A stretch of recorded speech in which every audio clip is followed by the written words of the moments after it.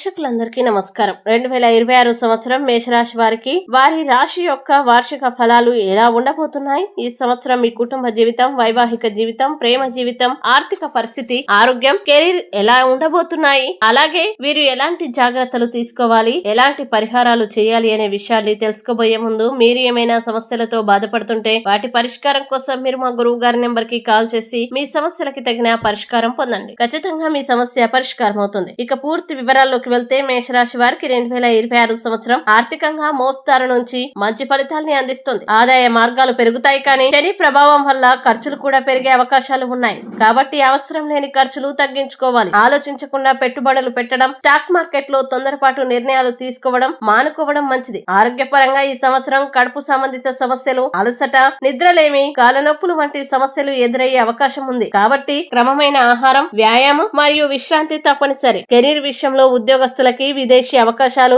బదిలీలు, పదోన్నతులు లభించే సూచనలు ఉన్నాయి. వ్యాపారస్తులు కొత్త ఒప్పందాలు మరియు లాభదాయకమైన అవకాశాలని అందిపుచ్చుకుంటారు. నిరుద్యోగులకి సంవత్సరం ప్రారంభంలోనే ఉద్యోగ అవకాశాలు కనిపిస్తాయి. విద్యార్థులకి మొదటి భాగంలో ఏకాగ్రత లోపం ఉన్న అక్టోబర్ తర్వాత చదువులో మంచి పురోగతి సాధిస్తారు. కుటుంబ జీవితం మధ్య సంవత్సరం నుంచి అనుకూలంగా మారి ఇంట్లో శుభకార్యాలు, ఆస్తి కొనుగోలు యోగం ఏర్పడుతుంది. వివాహ జీవితంలో ప్రారంభంలో ప్రశాంతత ఉన్న మధ్యలో కొంత సమన్వయం అవసరం. ప్రేమ జీవితంలో మొదట్లో ఒడిదుడుకులు ఉన్న సంవత్సరం చివరిలో సంబంధం మరింత బలపడుతుంది. ఈ సంవత్సరం మీకు తీసుకునే నిర్ణయాలు మీ భవిష్యత్తుపై దీర్ఘకాలం ప్రభావం చూపుతాయి. కాబట్టి తొందరపాటు నిర్ణయాలకి దూరంగా ఉండాలి. పెద్దల సలహాలు తీసుకుంటూ ముందుకు సాగితే అనేక సమస్యల నుంచి బయటపడగలుగుతారు. ఆధ్యాత్మికత వైపు కొంత సమయం కేటాయించడం వల్ల మానసిక ప్రశాంతతతో పాటు అదృష్టం కూడా మీ వైపు ఉంటుంది. ఇక మేషరాశి వారికి 2026 సంవత్సరం యొక్క వార్షిక రాశి ఫలాల్లో చేయవలసిన పరిహారాలు గనక చూసినట్లయితే శుక్రవారం శ్రీ మహాలక్ష్మి ఆలయానికి వెళ్లి ఎర్ర మందార పువ్వులు సమర్పించాలి. మంగళవారం ఎర్ర దానిమ్మ మొక్క నాటడం వల్ల